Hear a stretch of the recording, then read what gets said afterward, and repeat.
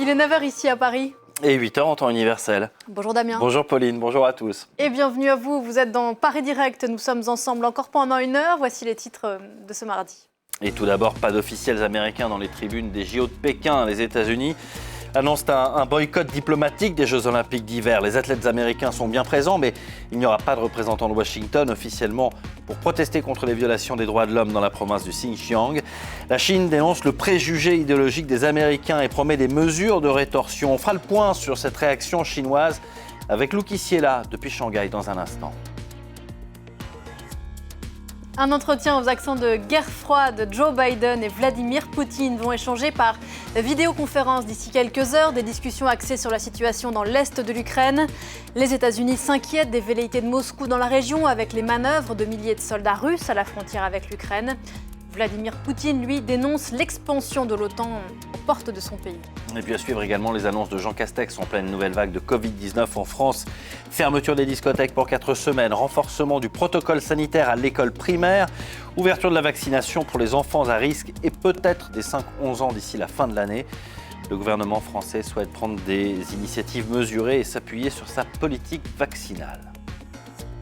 Voilà pour les titres à suivre après le journal. L'Info Éco, une petite lueur d'espoir pour le Liban qui fait face depuis plus de 2 ans à la pire crise économique et sociale de son histoire. Une délégation du FMI vient d'arriver au pays du Cèdre. Le temps presse alors que près de 80% des Libanais vivent sous le seuil de pauvreté. On y revient avec Lynn Rifaille. Et puis la revue de presse avec Hélène Frade, elle nous emmène en Allemagne. D'abord pour nous dire que le gouvernement allemand qui prendra ses fonctions officiellement demain est totalement paritaire. C'est inédit. L'Allemagne, ses femmes politiques et sa techno. Hélène nous parlera aussi de ceux qui voudraient voir la musique électronique berlinoise reconnue comme patrimoine mondial. La bamboche est finie, alors pourquoi pas. On en reparle dans une vingtaine de minutes. Voilà pour le programme. Tout de suite, c'est le journal.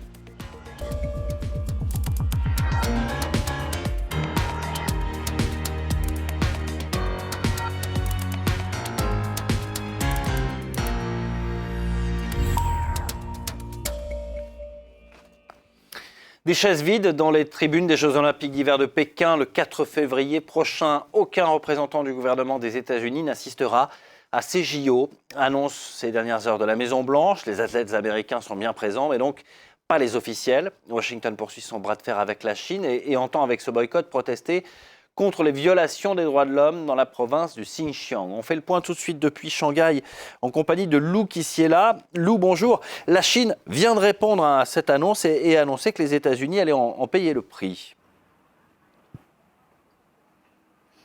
Oui, absolument. Et Pékin menace même de prendre des mesures de rétorsion, sans toutefois préciser pour l'instant de quoi il s'agira. Pour les autorités chinoises, ce boycott s'appuie sur des mensonges et des préjugés idéologiques. Hier, le porte-parole du ministère des Affaires étrangères qualifiait l'annonce américaine de fanfaronnade, de prétentieuse ou encore de contraire à l'esprit des Jeux. Zhao Lijian précisait également que, de toute manière, la Chine n'avait jamais prévu d'inviter des officiels américains sur son sol pour les JO et que donc ce boycott ne changeait rien. Côté presse officielle, le Global Times, journal qui suit la ligne du parti, a posté sur Twitter en disant que les Chinois sont soulagés de cette nouvelle. Le média officiel ajoute même que, et je cite, « moins il y aura de dignitaires américains, moins il y aura de virus ». Un tacle donc aux difficultés américaines à endiguer le Covid-19. Toujours sur Twitter, un diplomate chinois considère lui que ce boycott est un sérieux affront fait à 1,4 milliard de Chinois. Bref, cette annonce ravive les tensions entre la Chine et les États-Unis. Pour rappel, Xi Jinping et Joe Biden s'étaient entretenus le mois dernier lors d'un face-à-face virtuel, faisant naître l'espoir que la situation s'améliore. Mais aujourd'hui, cet espoir semble déjà loin. Lou, bonjour. Ces nouvelles déclarations de part et d'autre interviennent à 48 heures de l'ouverture du sommet de la démocratie, initié par Joe Biden et qui, là encore, a tendu les relations avec la Chine. En effet, parce que 111 pays sont conviés, mais pas la Chine, pas la Russie non plus. En revanche, dans la liste d'invités, certains noms irritent Pékin. Celui d'Audrey Tang, c'est la ministre taïwanaise du numérique. Or, on le sait, l'île de Taïwan est au cœur de la rivalité sino-américaine. Autre nom, celui de Nathan Law, c'est une figure du mouvement pro-démocratie à Hong Kong. Il est aujourd'hui exilé à Londres et il est invité à s'exprimer dans ce sommet. Tout ça, ça ne plaît pas du tout à Pékin. En réponse, les diplomates chinois et des médias officiels attaquent le système gouvernemental américain en disant que la politique américaine est dominée par l'argent, que seule une minorité gouverne. L'idée, c'est de dire que les États-Unis n'ont pas le monopole de la définition de la démocratie. Pékin a même publié un document qui s'intitule, je cite, « La Chine, la démocratie qui marche », dans lequel sont vantés les mérites du système chinois et de son parti unique. Lou Kissiela depuis Shanghai, pour France 24. Merci beaucoup. Lou, on en parlait à l'instant, ces tensions donc entre Washington et Pékin, tensions aussi entre Washington et Moscou. Oui, avec au programme aujourd'hui une visioconférence entre Joe Biden et Vladimir Poutine aux accents de guerre froide. Les deux hommes vont échanger autour de la situation en Ukraine. Le président des États-Unis redoute les intentions de son homologue russe, dont des milliers de soldats manœuvrent à la frontière ukrainienne, mais également des cyberattaques. Le président russe, de son côté, lui, veut notamment une garantie que l'Ukraine ne rejoindra pas l'OTAN. Serine Bay. Gonfler le moral de ses troupes, c'est dans cette optique que le président ukrainien s'est rendu sur la ligne de front face aux séparatistes pro-russes dans la région de Donetsk, à un moment où les relations ne cessent de se dégrader avec Moscou.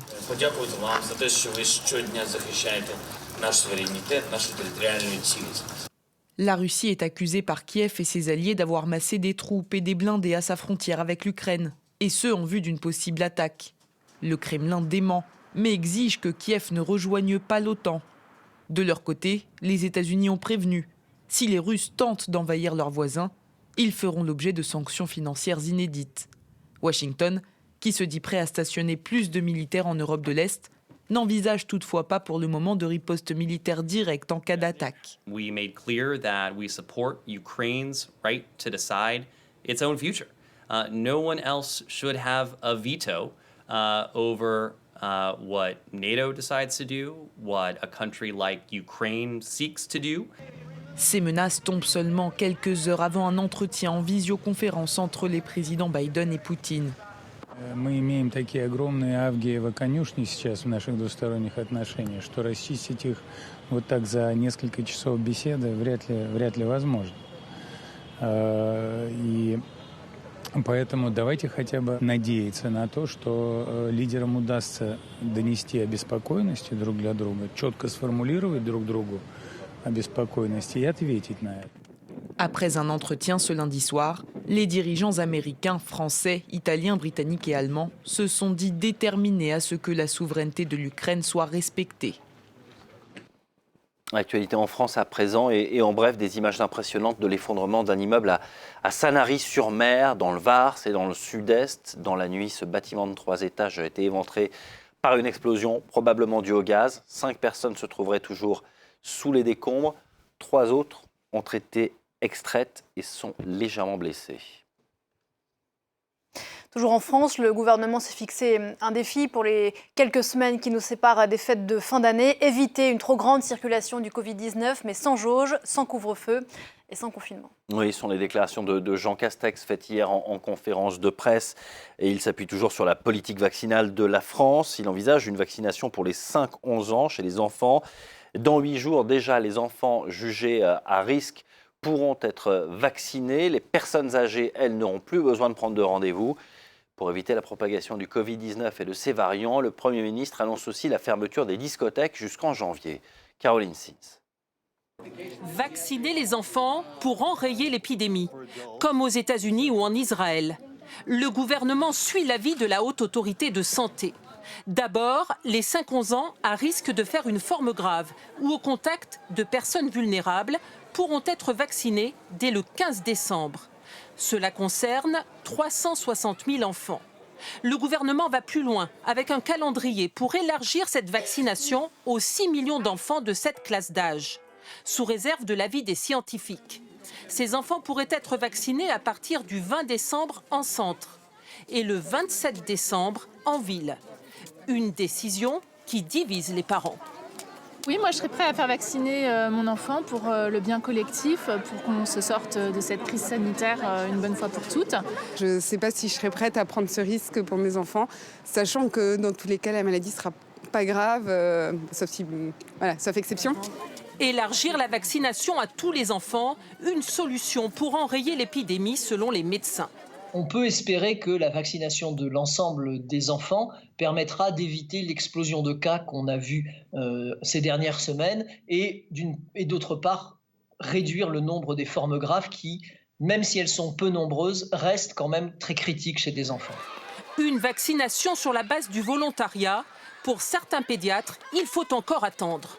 Aujourd'hui, l'urgence, c'est de se donner un peu de temps pour pouvoir en savoir plus sur les effets de ce vaccin sur cette population et cette tranche d'âge. Pour l'instant, seul le vaccin pédiatrique Pfizer, moins dosé, est approuvé. 1,9 million de doses devraient être livrées dans les prochains jours. Bon, bref, ces nouvelles frappes israéliennes contre un fief du régime syrien. Selon l'agence officielle syrienne, l'aviation israélienne a bombardé dans la nuit le port de la ville stratégique de Latakia. Vous le voyez, plusieurs conteneurs ont été détruits. Selon cette source, il n'y a pas de bilan humain. Comme à son habitude, Israël ne confirme pas ces frappes. Dans l'actualité sur le continent africain, à présent, la Gambie, après la réélection d'Adama Barrow.